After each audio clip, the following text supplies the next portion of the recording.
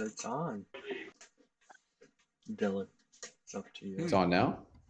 Yep. Is it on now? Oh, there it Yeah, is. Yep. Oh, it is. Nice. A little bit of a And do we have delay. sound? Good.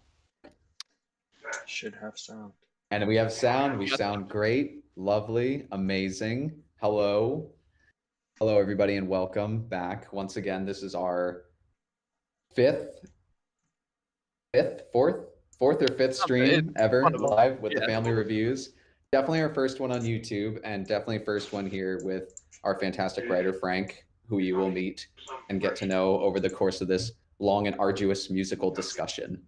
So for those of you who are tuning in for the very first time, I'm Sean. I have this blog with all these fantastic writers. We're the Family Reviews. We cover the New York City and New Jersey underground and overground music scene. With me are some of our writers who you will now meet, starting with Kearney, who's locked up right there. Oh, it's not Kearney, it's Andre. Sorry. Oh The my name- god, the name is this different is on so Twitch. awkward. Yeah. This is so awkward. Come on, man.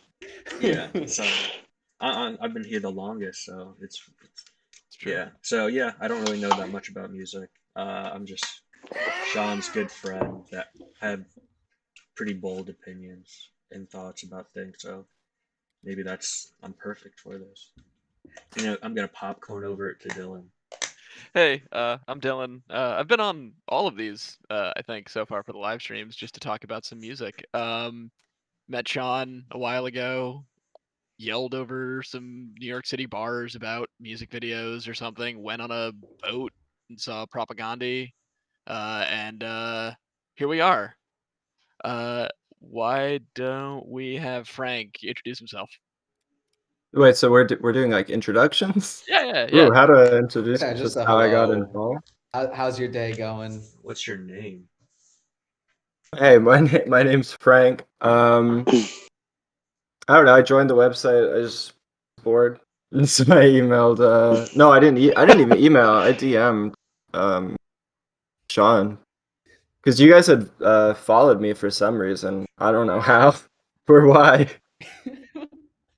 How did that even happen? Were you just following a bunch of mutual? random people? I guess. No, not at all. I'm not a mutual. I don't know any of these people IRL. Follow people who I'd see like interacting with other musicians because I was like, you might be someone who's into music. Oh, you probably saw it worked me out. like interact with Pill, right? Yeah. Yeah. They're done, dude. Pill broke up. What? Yeah. Really? Uh-huh. Oh my gosh. Yeah. Like recently? In the last year, yeah. Damn. I don't know why. I'm mad at them. I don't actually know them, but I'm mad because they just got signed. They had a Rolling Stone write-up like 3 months before they broke up. Ridiculous. Threw it all away. This is now the official Pill Memorial live stream. Yeah. I hope they're R.I.P. not watching. Where will we be talking about all different releases? None of them are by Pill, but the Yeah. sentiment will be carried. Every end is a new beginning, and the new beginning was Frank getting connected to Sean and writing for the blog. That's actually Pill's legacy. Nothing else. Just connecting us. Just your writing, Frank. Mm-hmm. Yeah. If I can, if I can forfeit my time just to have a recorder version of "My Heart Will Go On" play for Pill, R.I.P. I think that'd be fine. You could. We don't need to introduce me. It's fine. But I'm Justin. I've been writing for the past couple months. I think I joined on about the beginning of the new year, and I've been doing reviews, interviews, the like. Yeah. R.I.P. Pill. Nice. R.I.P. Pill. I'd love to see the Pill love. Beautiful introductions, everybody. Can we get some Pill love in the chat, please? Press F. Press F to pay respects to Pill. Pill. Yeah, you could say Family Reviews got Frank pilled. Yes, dude. Oh God. Absolutely. Oh, God. That was a really good introduction by everyone. Where are we? Let's get on track. We're gonna go with our first pick, Dylan's pick, Adult Magic. Yep. So this is a Long Island emo punk band, which I have another one of these that I am talking about this week. Very Sean is like, off-brand for you, please. Dylan. Yeah, it's extremely off-brand for me. This is way, way alien to my taste now.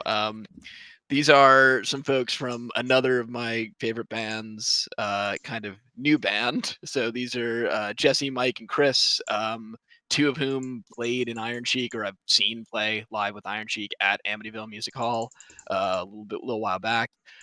This track in particular, which is Caught in the Undertow, is off their Leftovers sort of B-side release with a couple of covers. There's a Neil Young cover on there as well.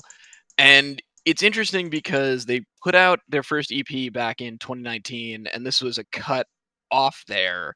But yet, what kind of struck me as weird, they put this out for for Bandcamp Day, and also as a benefit for AMH to kind of keep them in business. It was a giant rally around like a large amount of folks putting out stuff. I think Oso put some stuff out for it. I want to say Jeff Rosenstock, but that is, I don't know if that's true. There was a bunch of different Long Island artists putting out a bunch of like single tracks on Bandcamp as a benefit for AMH, and this was the one that Adult Magic put in, and it's weird that it was a B-side because it felt very, and a B-side from 2 years ago because it felt very of the current moment. We could talk a little bit about the instrumentation and all the rest of it, but that it's all very in my wheelhouse, very clean emo punk production, driving guitar, solid drum work. Like it is a standard track on that front. These guys are very, very talented musicians on that front. But it's the lyricism that I kind of fall in love with, and I kind of love the vocal style that we get on this a little bit too. It's a little different. But there's a verse towards the end that's just like, you said you were doing fine. Now there's an empty space and no one else can fill its place. Like just this sort of like feeling of emptiness and loss of connection that like it's in a lot of Iron Sheik's music as like a nostalgia kind of thing, but this feels more present. It feels like a real evolution for the band and for the folks writing in here. So it's an interesting change up, but it also just feels very of the current moment.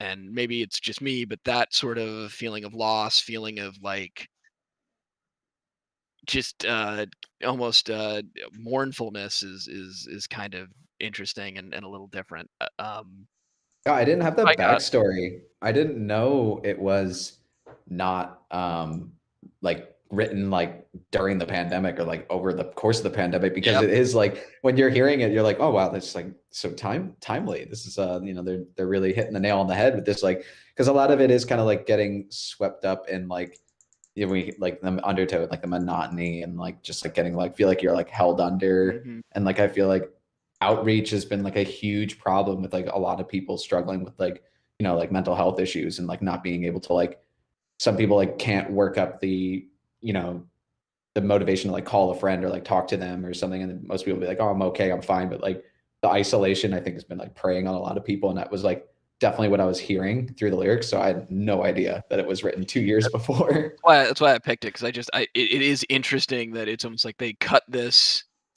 and that the 2019 EP that they put out is fucking fantastic. But it's like you listen to this and you're like, this feels like a new kind of single that they've just kind of released randomly or have like written to kind of like put out as like a small release. But no, recorded back in 2019, which is kind of nuts because it is just so of the current moment.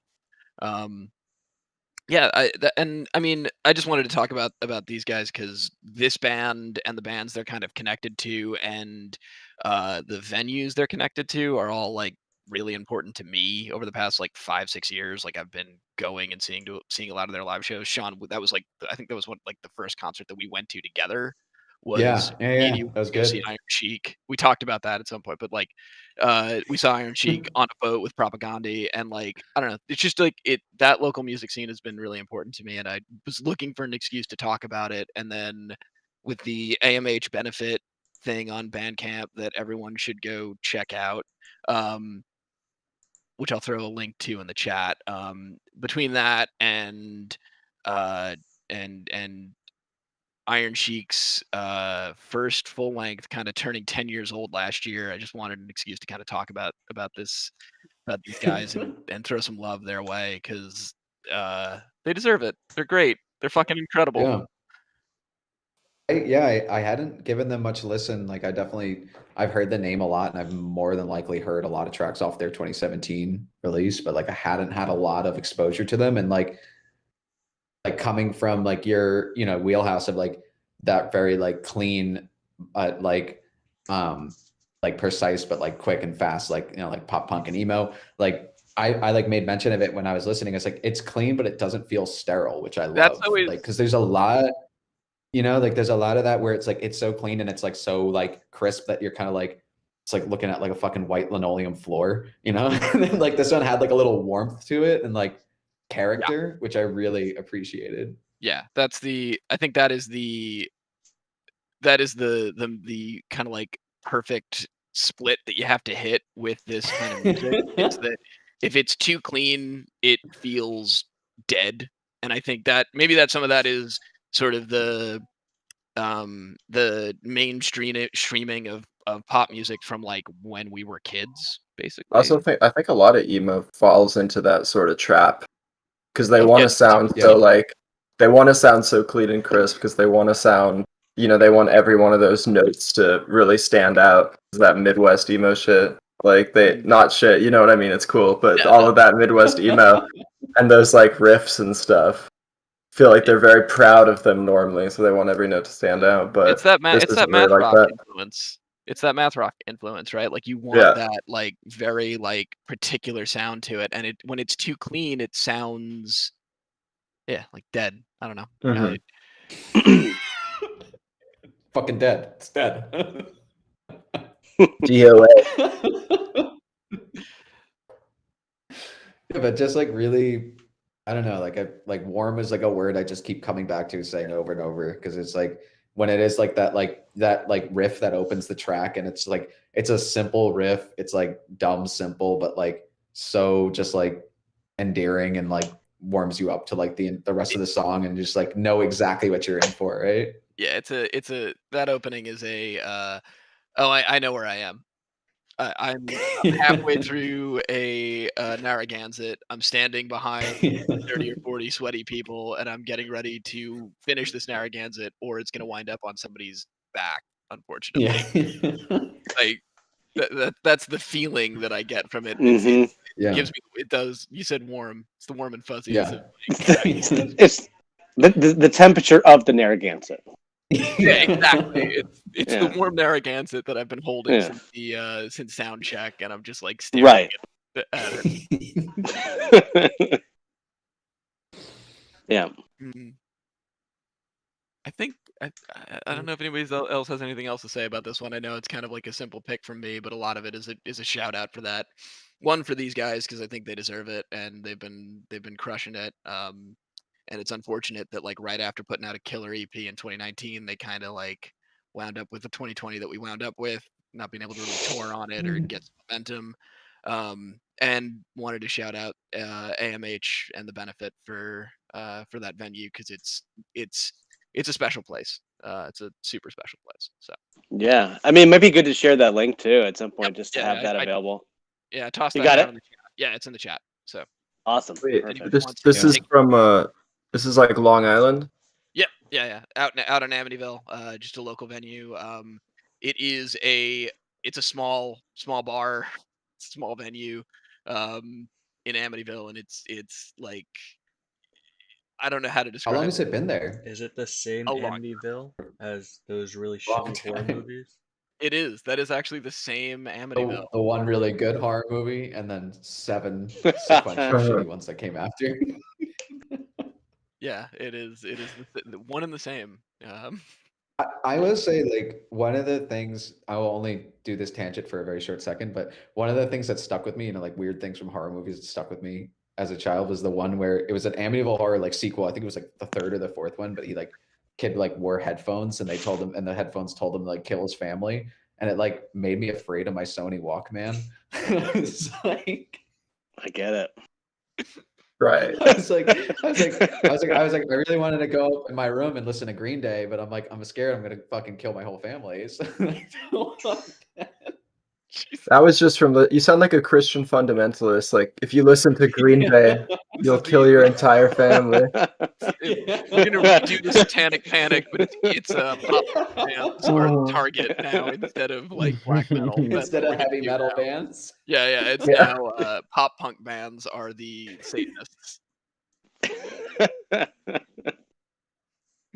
Damn, I'd that love was that if we such got a like great segue to Frank's pick. This is We're- Andre keeping us honest. Yeah, we're Oh, gonna we're moving choose along. Okay. Frank's pick. I'm just changing gears. Yeah, we changed it. Throwing it Yeah. from fourth Closer. gear into first. Yeah, this is I don't know. I've just was surfing the web and I found these guys.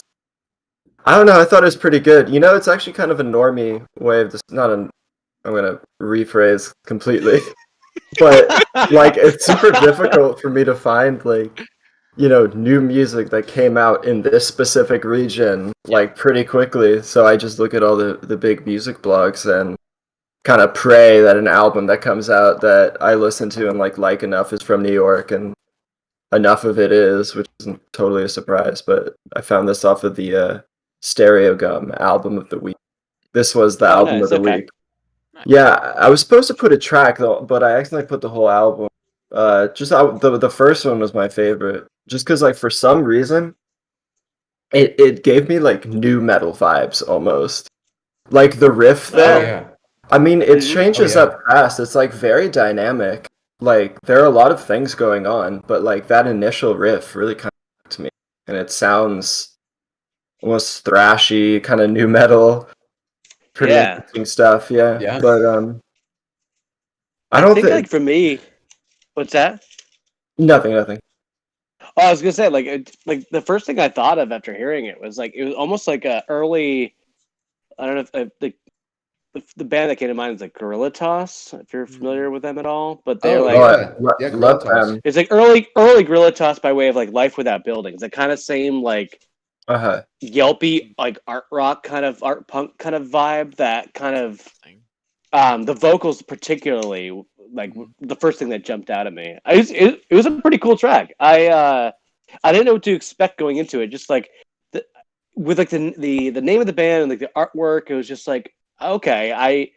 I didn't pair the two up together to be that kind of presentation, so it kind of It could have been me off any. guard. But It could have been anything. exactly, yeah. But no, I was definitely I was into it. I think yeah, like that vocal style almost reminded me of one of the others from like last week we had I think Jen's pick was Techi, right? Techi, sorry. Yeah. So yeah, and like, it had this like there was elements of that kind of came into it as well. Right. So I had that in the back of my mind, and it's just like a cool like kind of noisy. Yeah, I get the new metal vibes too. The kind of like new metal meets like kind of noise punk element Yeah. to it. That was definitely feeling that.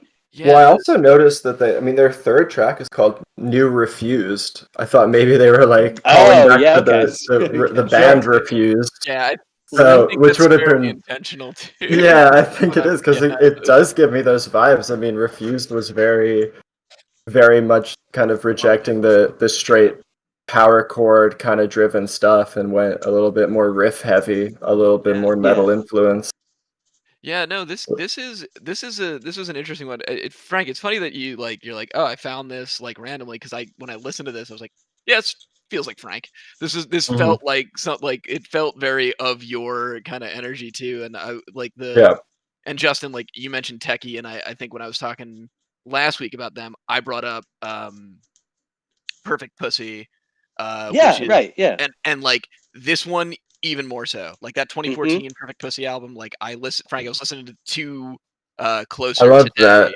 and I went back and listened again to that album because I was like, these were similar.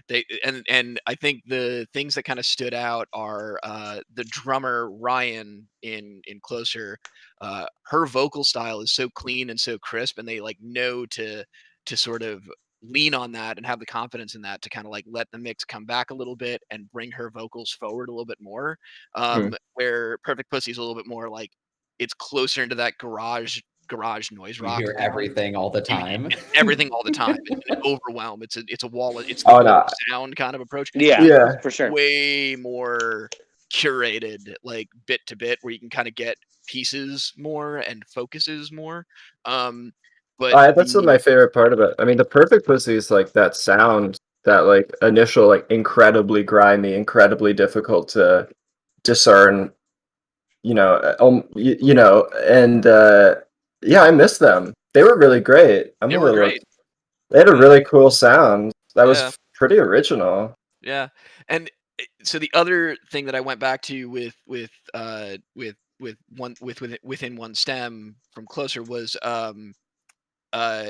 Drive Like Jehu. Like that was the other thing that Oh like yeah, immediately came to mind. Yeah, absolutely. And it's good that call. it's that lean into that melodic nature. Yeah. 'Cause a lot of, whether you want to call them like post-hardcore bands or post-punk bands or whatever the fuck you want to call them, it doesn't matter.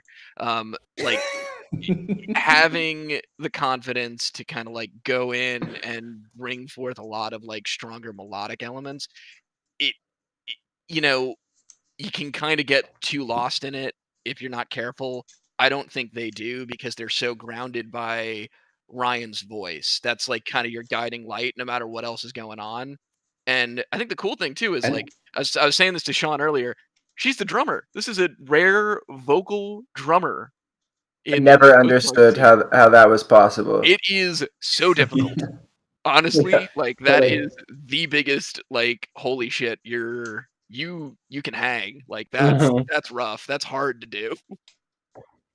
It's Yeah, rare. but like kind of like rare what as we were hell. talking about, where it like makes sense because you told me that, and I'm so glad you did. Because then when I went and listened to it, and it's like similar to like we filmed Venus Twins a while ago, and that's like a 2-piece band, just a bass and drums, and it's like the tracks and all the songs are like heavily led by the rhythm section because it is just entirely comprised of the rhythm section. So like when you have the powerhouse vocals, and then like they're also kind of calling the shots, like okay, we're gonna change tempo, we're gonna increase intensity with the tempo, and the drums are also like completely synchronized with the vocals. It's like fucking so heavy, so great. Like, Well, that's such a cool way of honestly, doing I'm it, pretty- though, because a lot of people, like a lot of bands, kind of sync up with the vocals mostly, like with the guitar. And then one of my least favorite things is it works sometimes, but when the singer will sing the exact notes that they're playing on the guitar, like yeah, I don't know. no, no, not like you'd know it if you heard it. It's hard for me to describe it exactly. Yeah. Like for example, like Not the like- the guitar solo in Smells Like Teen Spirit. If Kurt Cobain Yeah. was playing that guitar solo over the actual verse, same shit. Yeah. And Yeah. I've seen that a lot, and I've never really been into that, but this is like a definite. I mean, don't get me wrong, I love Smells Like Teen Spirit because everyone does, but like this is actually really. I didn't even connect that she was the drummer, so hearing that and someone pairing their vocals with the drums as opposed to something that more melodic is a pretty cool way of doing things. Yeah, no, I enjoyed this one quite a bit. I'll probably come. This is like I'll come back to this one a few times, I think, because it's got that sort of stickiness to it. There's enough going on here, and I think the other thing too is like it's got like the sort of like reference points. Like we mentioned Refused earlier. It's a little bit of the Drive Like Jehu thing. I even like I have to go back and like listen again, but like there's like I felt like I got some No Means No vibes too. Like there's like and like Ryan's vocal style too, like a little bit of screaming females for me. Like I'm doing like Oh sure. Mhm. and maybe some of that is just it's just in a similar sort of voice, but it does feel that way, and it's got that kind of aggressive energy to it that I don't know, I just found really sort of like just attractive and like brings you right into it. the whole time. It doesn't feel like the kind of, I think sometimes you can get a post-hardcore, post-punk band that's like sort of bristly and like wants to fight with you while you're trying to listen to it a little bit, like, and you're struggling to get to those melodic elements that feel really like you can sink into them. Right. It doesn't do that the whole time through. You kind of feel like I'm not dealing with like heavy abrasive Mhm. shit. Well, that I think riff we at the beginning, Yeah. that riff at the beginning of the first track is so killer. Yeah, I I loved think that. Sean, I think Sean, the thing that I thought of is like I'm thinking of like other post-hardcore, post-punk bands like Yeah. Swans. Like there are plenty of moments Yeah. on plenty of Swans albums where it feels like they don't want you to listen, or if they want you to listen, they want you to be in pain. Mhm. Because and the thing is it's not a knock on them as musicians. It's they are doing that intentionally. The discordance is the point, and it is meant to, you know, sweeten the parts that are those kind of high honey parts. You know, like I'm thinking of like uh track Warrior off of the Seer. Like you get to that track, and it's sort of like this reprieve.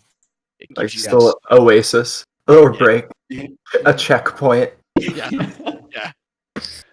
Yeah. Uh, Yeah, this one had that brilliant. I think we all talking about New Refused, that track where it like had like almost that breakdown where it was like almost like a codeine or like a slow core kind of like really nice, relaxing, melodic little take. Yep. Yeah. Nice. No, that Feel happens free a to these ton. And then Angry Flood, that track, the one that's significantly longer, it's like 5 minutes. The rest are like 2. No, that's not true. A bunch are 4. Never mind. They have some 1-2 track. Never mind. But that whole track follows into that. Yeah. It's a little bit more slowed down, kind of easier to. Not easier, but you know what I mean. It's slowed down. It's a little bit more Yeah. relaxed, especially for a band that sounds like this. And that's like by any other band standards, it wouldn't be. But this, it's also a Yeah. nice kind of And the- reprieve. And the way they're able to build, like, once again, coming back to like the drummer as the lead singer, the way that like they'll build back up from the kind of slower down, and then like the way the drums are able to follow every step of the way as the intensity is kind of climbing, like something about Right. it's just like crazy magnetic. Yeah. hmm Yeah, magnetic. I was searching for a good word to describe this band, and I think magnetic is the right way. It's like it brings you back. It doesn't really make sense, but yeah. No, Yeah. I think it does. I think it does. Yeah. Like it keeps you with them. Because they're not afraid to be abrasive. Counter to what I was Yeah. kind of saying before, but they're not. It never feels like that's the point. The discordance never feels like the point. It always feels like it's building towards something new in the next kind of Yeah. like phrase that they're building towards. Yeah, no, Totally. and a lot of I don't know. I haven't.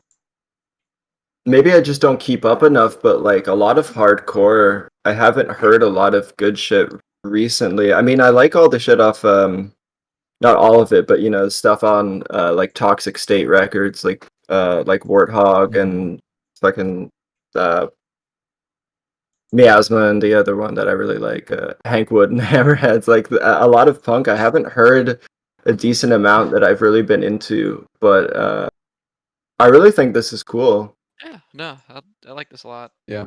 I think there's some fracturing in the punk genre generally, and things are kind of going off into their own pockets. It feels more like things are sort of in their own zones and sort of bubbling into different things. We're getting more like you get some hip hop influence into emo, which I think is interesting, and we could have a whole fucking conversation about that. But like, I think you're right. Like, as far as like the post hardcore scene has gone, it, it it's I think it's harder to break through there because it's so heavily it is reliant on kind of following along with some of those bands that I had mentioned earlier, like Drive Like Jehu and No Means No, and even like a Swans or something like that. Like you kind of have like there's some like points of entry that are a little more abrasive to get into, where you don't get, Yeah, you know what I mean? for sure. Almost like a kind of a tribalism in some kind of aspect to it. There's Yeah, yeah. I also guess felt that's the like best way I can I felt like a lot of people might have been getting like bored with the traditional hardcore format, but that's also where post-hardcore comes in. So Yeah. a lot of that. Also, you said this. You said that you weren't like surprised that this is the one that I selected. I was wondering if that's just because it was closer, and that's sort of like I can't escape. I think you Can't can't escape that particular album. Yeah, you can't escape that album. I think you're still like you're in an existential hole created by that album. I think. But I've been in it for 6 years. You've just been battling. You've been battling You've been battling that release since before your birth. Since its release. Since 1980. It's been waiting for you to become aware of it. If you've not read I feel the same way.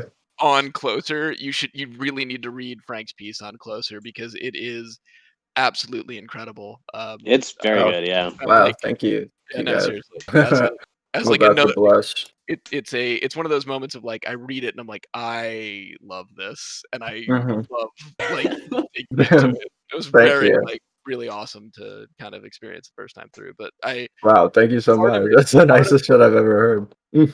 Part of it was the name, but then also like it is this sort of almost heavily referential post-hardcore album that's like building on. I mean, I don't necessarily know if you're drawing that line that far back from like from Closer to Drive back through everything else down to like Joy Division, but I think there's some kind of connection there at some point because it is that sort of that post-punk reaction that we're kind of talking about and how there is some tribalism to it. I think Justin's got a good point. It's like it's almost like gate kept by its own self.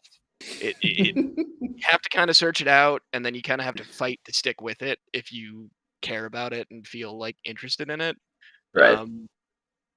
But yeah, no. I mean, it's the same sort of, I think a lot of people can get tired of the hardcore formula. I think Joy Division was also kind of referencing that in their own way, whether they were aware or not aware. Because that was before hardcore, but it was like after the Sex Pistols and stuff like that. But and I'm a big proponent of that. I also think the hardcore genre can get pretty stale, but I mean that's where Refused came in. It's like totally. You can do a lot of stuff with it, and when you do, it's really cool. And I think that this band and since you mentioned Perfect Pussy, I have like that tab open right now to listen to that album again after this because I haven't listened to it. That was a big like driving to high school album for me when it first came out. For some reason, it's kind of like in the morning. It just reminds me of the 110 freeway.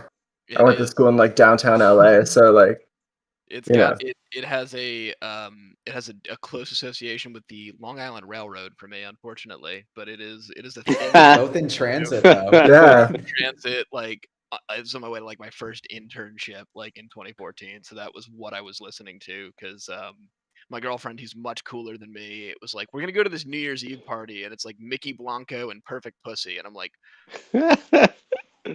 whoa. Together at the same time? That's a very weird bill. I appreciate that. That's sick. It was a vibe and a half. Yeah, I bet.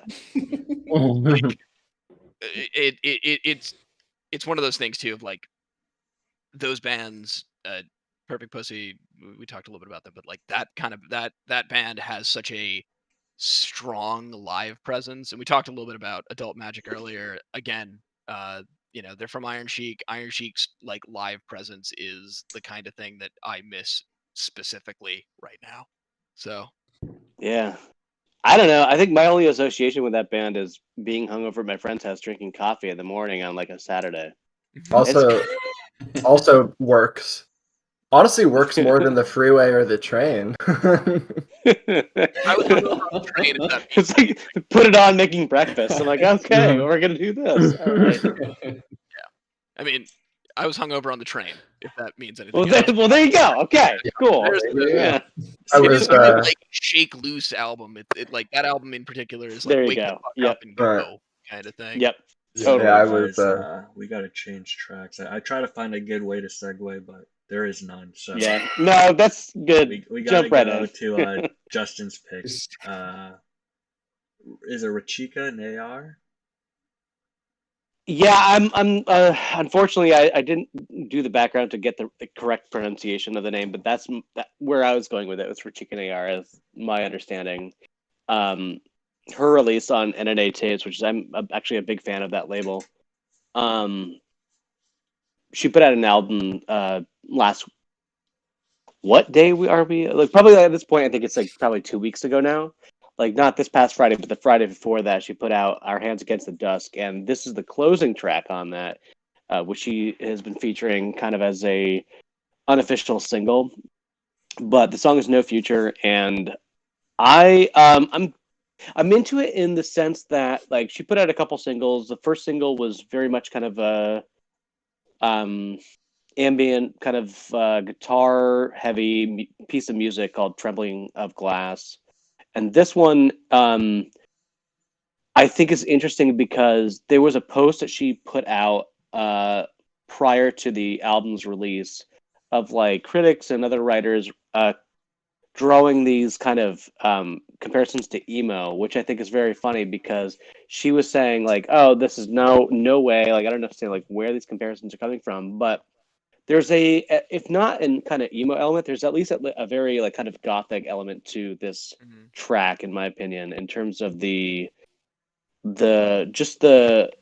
way it kind of unfolds and the way it feels like there's like a dramatic element to it, and I think that the guitars in particular have I mean, I will disagree with her. I think like maybe as far as like what she was going for, there is an interpretation that you could look at this as being a vein of a emerging field of ambient emo. I mean, there's other artists that are kind of starting to go in this direction, but it's kind of a weird genre that seems to be kind of popping up within the past couple of years, and this I feel is kind of in that vein. It's got all of the hallmarks of the guitar work going on here, and then the sort of melodic kind of like there's an element to this ambient experimental music that feels very forlorn, and the rise and fall of this track feels kind of part and parcel to that kind of aesthetic, and I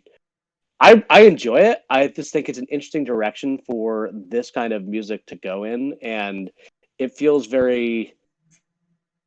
particularly fresh. Like I haven't heard anything that's sounded quite like what she's been putting out. Um, and I thought that would be a good pick to kind of bring to the table to see like what other folks are kind of teasing out of a track like this, because it's a very interesting album, and I'm curious to see where she's going to go next with this. Yeah, Yeah. I really enjoyed this one quite a bit. Uh, being the dude that brings all the emo shit into these conversations, Mhm. I didn't get that at all out of this. I got like Oh, okay. the mood tonally and like the expression of like a dead end future, or kind of like, the implication of a no future is the implication of therefore like a nostalgia for the past because that's all you have left, right? So in certain oblique ways I totally get that. The thing that, I mean, my immediate antecedent on this was this track was, for an ambient track, far warmer than a lot of the ambient stuff that I'm more accustomed to, especially ones that go into the sort of electronic processing that Rachika seems to favor here. There are clear moments of there's like a very extended, I think it's almost like a piano section towards the tail end of this track that is like gorgeous. It's completely gorgeous, and it's like it has this refrain to it. It almost feels like it's repeating, and I got this sense of like it's beautiful, and it's almost like it's preserved, but it's repetitious, and she's waiting for the repetition to bear down on you to the point where the beauty wears away. And to me that was what I got immediately out of it. But her, aside from the more naturalistic instrumentation and kind of like observational, like here's this phrase with this cello or with this piano, observe it, get used to it, and then I'm going to change it for you. Aside from Yeah. that, the Like sort of destructive kind of quality to it, where it was the like, decay portions, yeah. Autechre. Oh, okay, I can appreciate that. No, I dig that. Yeah, That's where I'm like, and it is in no way, shape, or form meant to be like, oh, this is similar to that, because obviously It's a I think similar tension, though. I it's feel like that with a lot of stuff I tension. listen. Yeah. And that's what keeps it interesting, because I think that's the trick with interesting and sort of like hold your attention ambient music versus like things that are like, I mean, maybe intentionally meant to kind of fade into the background for you. This is not meant to do that. This is meant to give you. I think she's talented in that way of telling this story, where it's sort of these beautiful phrases. You hear the strings start to warm up at one point, but you never hear them begin. You get the warm up, but then you kind of get this distortion that brings you out of that, and then you're somewhere else. Um, so I feel like it in a certain way, like the emo bits make sense, but I think the thing about emo rock is that it will indulge you when there's like a melodic phrase, it's going to indulge you. It's going to give you what you want. I think Okay. I think I get here that. she's trying intentionally, and maybe that's why she felt very like, I'm not party to any like this conversation about like the Sure. viewers No. hearing this, but like I think that's maybe why, is that I don't think this is meant to indulge the listener in that way. Um, I think it's meant to kind There of are like pieces that they go. get Wait, pretty abrasive. I wanted you know, to. Sorry, I wanted to bring up the on the live stream. The album cover hasn't changed from the closer. Oh, Andre Andre's flipping them. fired. Yeah, sorry, you guys went so long with the other one. I just had It's to all right. cut it It short. was- So like I totally Sorry, forgot about. I didn't mean to interrupt. No, good. No, that's good No, fine. I want to good give call. No. Rachika her. Like I'm talking about like Rachika her Autechre next to due. a post-hardcore cover. But no, like I think it's like it's meant to not. Sean, you said abrasiveness, and I think like there's intentional abrasiveness here that's meant to like jar the listener, and I think that's maybe Justin, maybe you can give a little bit more color on that, but I think like I think that's maybe why she was like, "What are you talking about, emo? Like I'm not here to indulge your nostalgia. I'm here to like give you something interesting to think about with what Kind I'm of doing rip with it this away track." from you. Yeah, Yeah. No, Yeah. well, it's Yeah. like I think like there's elements that are there. I think in terms of the mood, the guitar work on the album. Yeah. Yeah. I mean, I look at it in the same way as there's another artist based in Austin, Texas named More Ease who kind of implements similar elements to like a kind of a found sound approach to what she does. And I get stuff like that. I mean, like I think like call it flat out like ambient emo is a really reductive way of looking at it. The elements are there, but I think that what you're saying, the hallmark traits of that genre are really not there. There is no.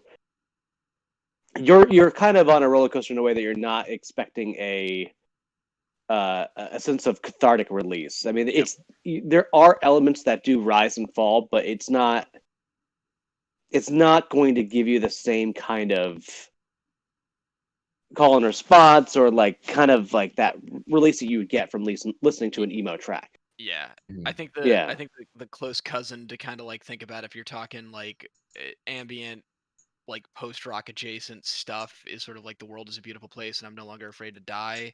Like Sure, yeah. like the way that their stuff, like you're dealing with a band that clearly has an emo influence, that is playing into the kind of crescendo rise fall, the kind of nice tie everything in a bow, give you like what you want when you want, and kind of go from there and kind of take you along with you, take you along with them. Which I think I'm trying to like it's interesting that she was like very much like, no, this is Right. not. I don't know what Yeah. you're doing.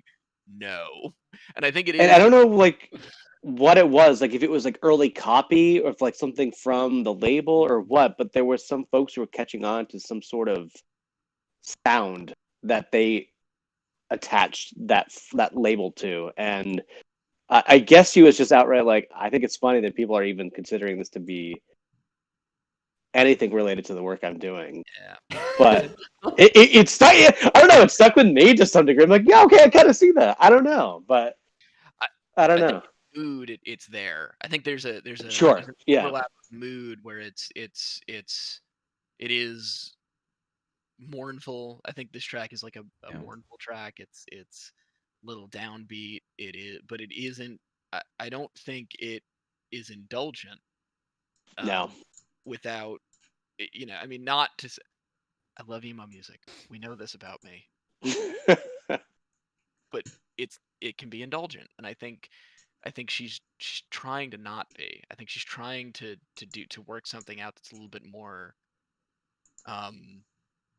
There's something about denial of the listener going on here. Like as you get into it feels as though things stay around intentionally longer than they're welcome, or they're cut off early. I don't know. I've talked a lot about sure. this. It's kind of like the inverse of like I don't know, like the William Basinski, the Disintegration tapes. Sure. Those. It's like a rapid pace version of that. It's sort of like he refuses to take much time.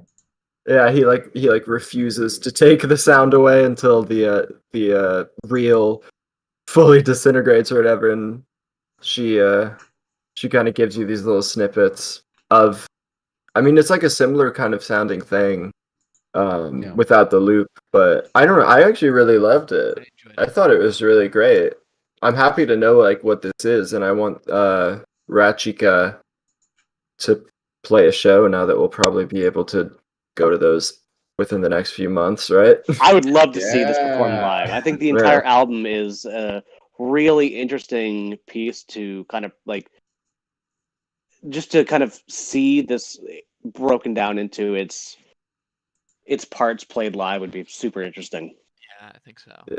I mean, all of this stuff I would like to see live soon. That's the goal. So far, like the last two had some analogous kind of things happening with that push and pull.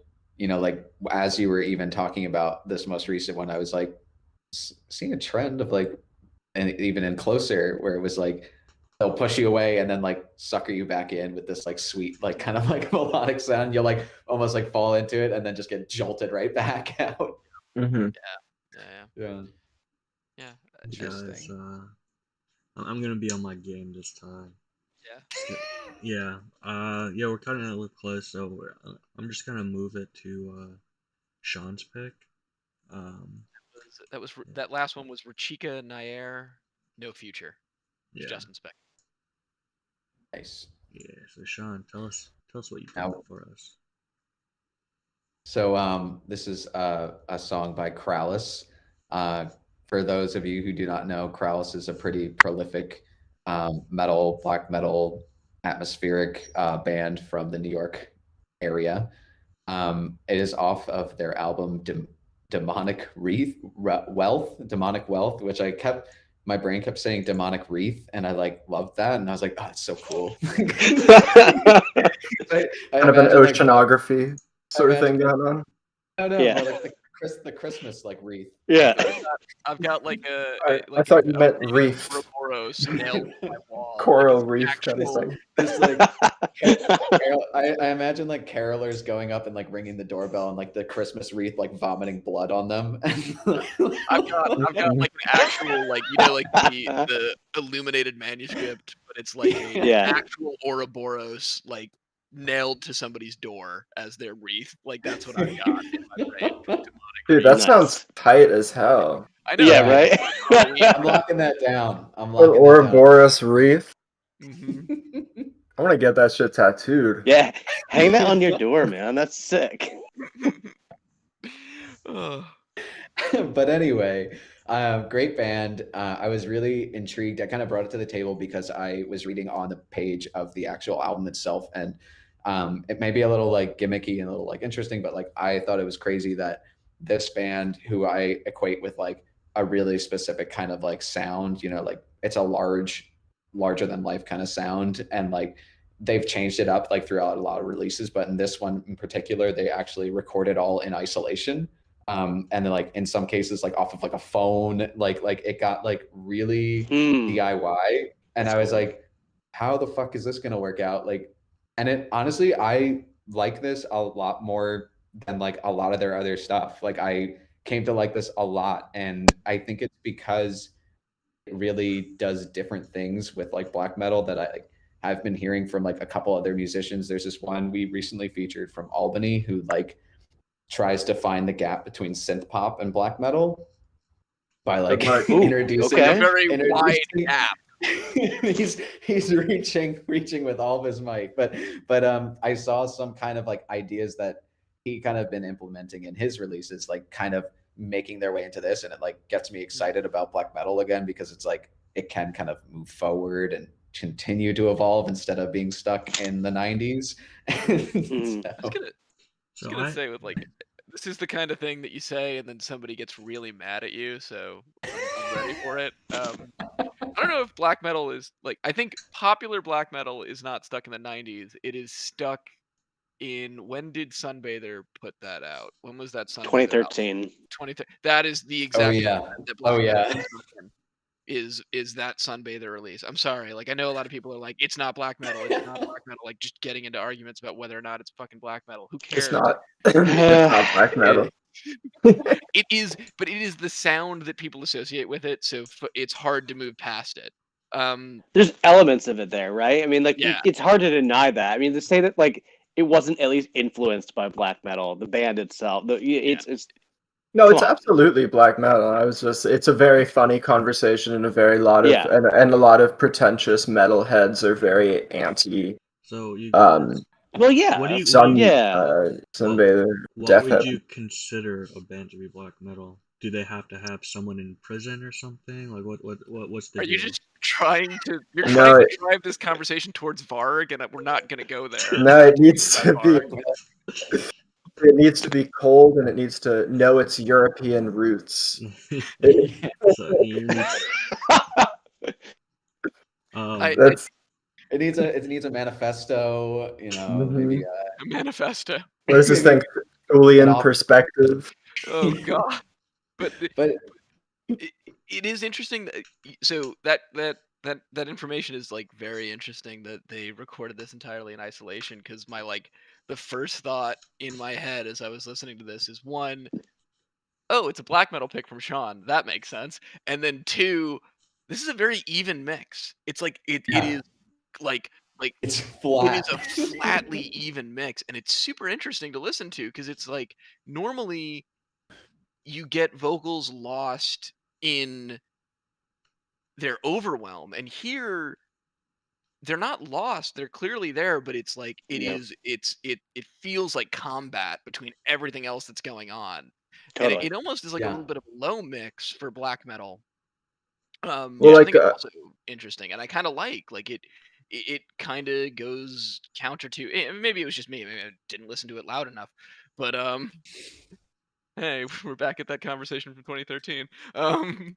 But no, like I cranked it up a little bit on my headphones and just like kind of like melted into it, but it wasn't overwhelmingly loud in any kind of certain point. It just kind of feels, it's a little bit more, I don't know, I find this a little bit more approachable than I normally find black metal. That was my kind of like take on it, because it was so like I can pick it apart a little easier, because I can kind of see the sort of, you know, what's going on like a flat level. I wouldn't rather call than, it like, particularly like abrasive. yeah, no, I no, mean, not at all. Like No, what it, I Yeah. mean, what it was is a lot of the sort of black metal that people like know, like Burzum, Dark Moon and stuff.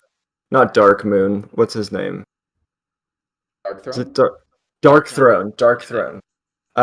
Yeah, like that production, like you mentioned, being very flat. It is very flat, sort of in that stuff. It's the guitars, the bass, the drums, the vocals all feel very like compressed into one.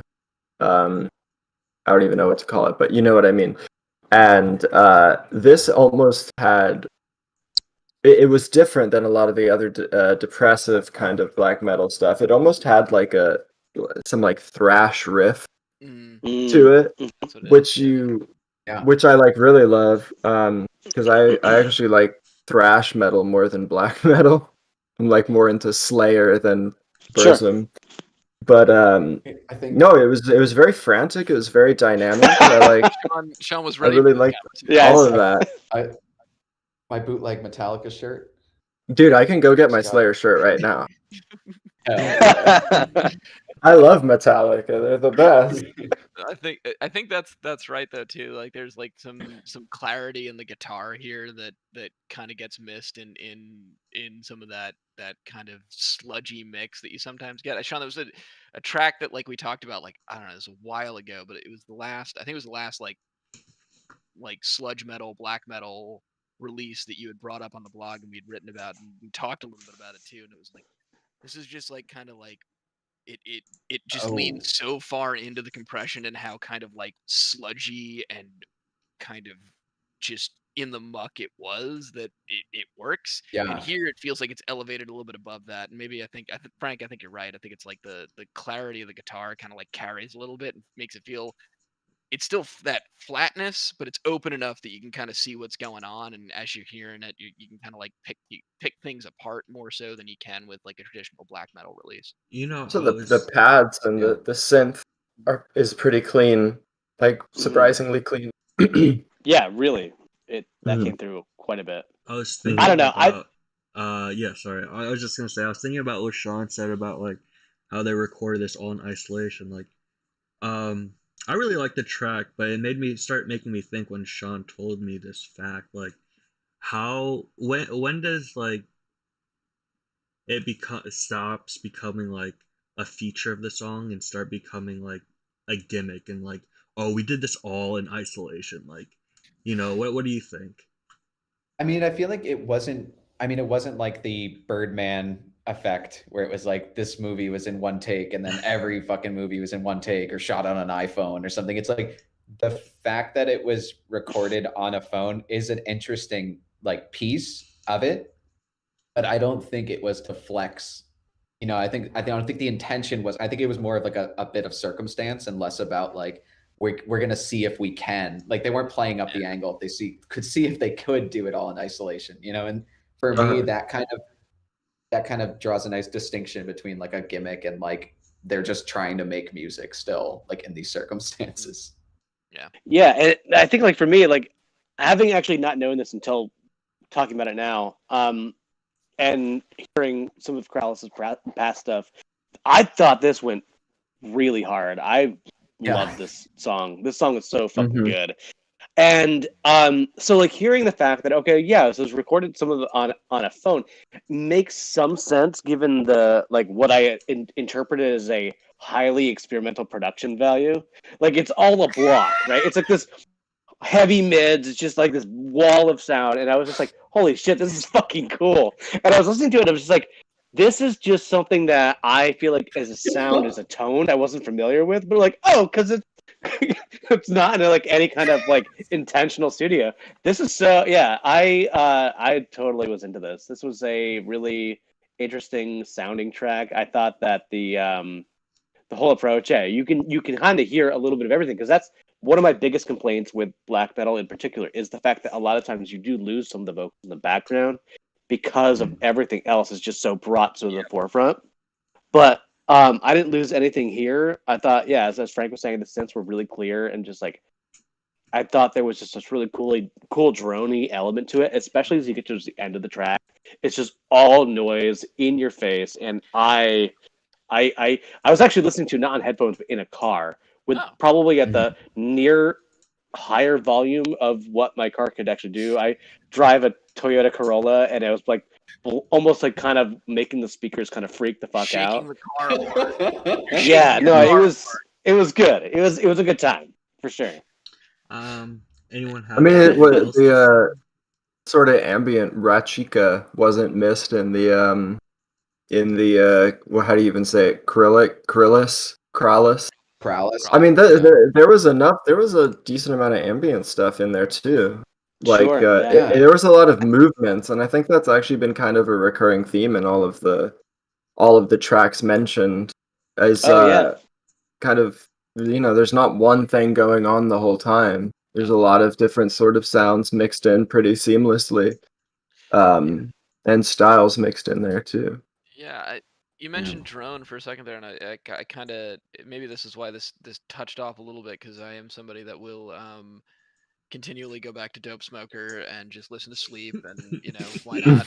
But I think this is, we say black metal, but I think there's room, I think, in drone for something like what Krallice is doing as well. Like it's sort of blending that kind of impulse, because there is more of a build to this track. It's got more of like, it's building momentum rather than just sort of, not that it doesn't go hard in the beginning, but there's a build. There feels like there's progression to the track rather than just assaulting you as soon as you turn the track on. It assaults you, and then it assaults you harder progressively, I guess is the way to describe it.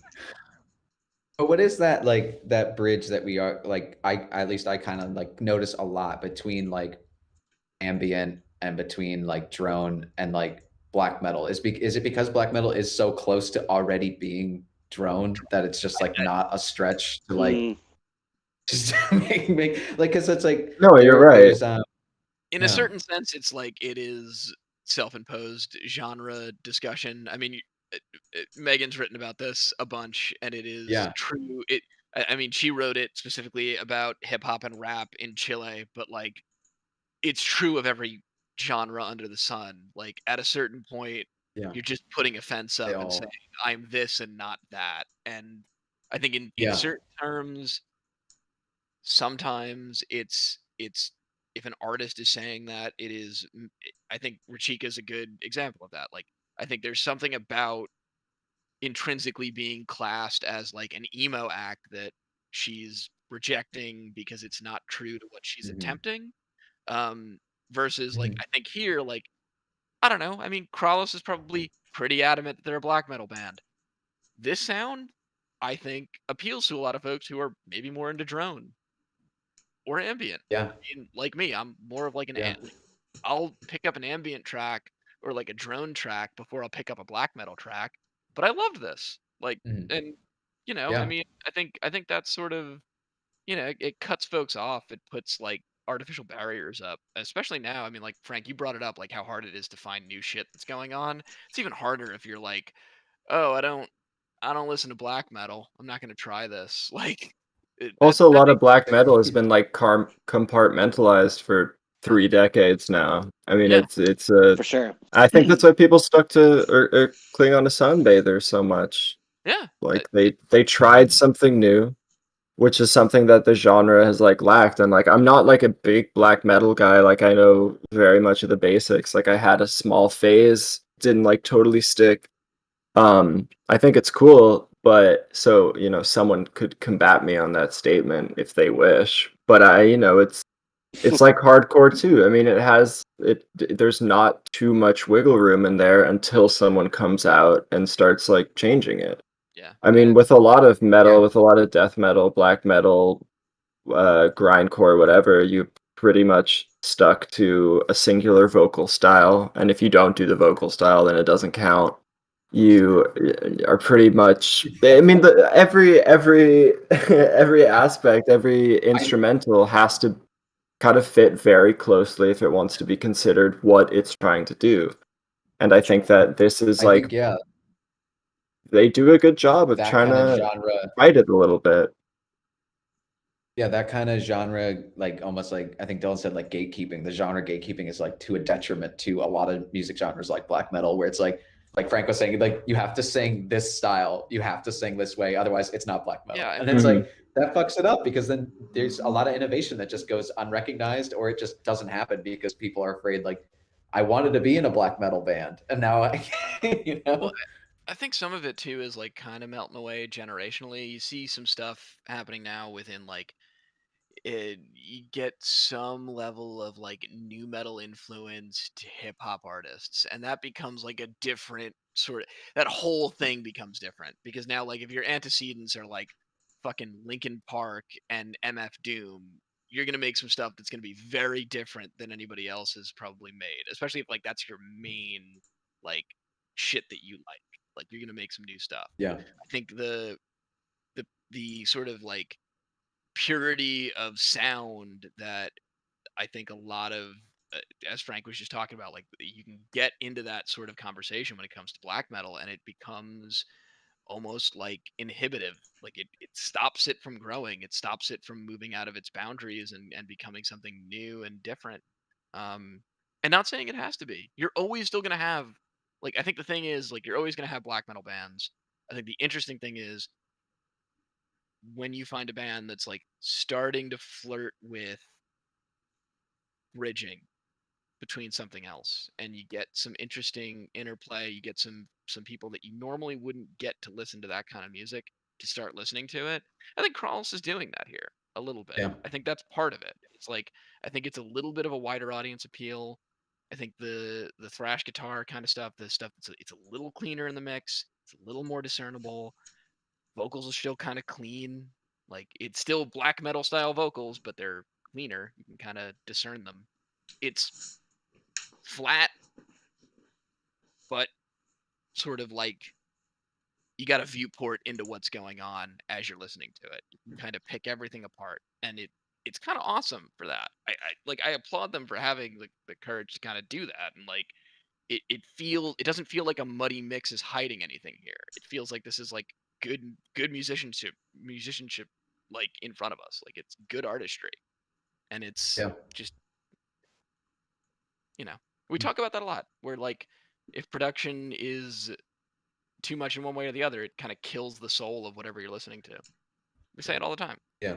I'm sorry, guys. Yeah.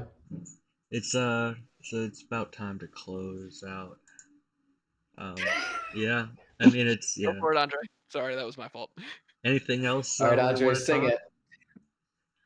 You what? I don't. I Someone's got to do a beat. Sing. Yeah. Okay. Well, thank you so much. Yeah, no, this was fun. It's awesome. Yeah, this was Dylan, Justin, Frank, Sean, and me, Andre. Yep. I don't know if we have a name for this yet, but thank you. It's the Family Reviews Writer Roundup thing, and Frank's cat's here. The cat. Holy Just shit. jumped that. Final for the record callouts.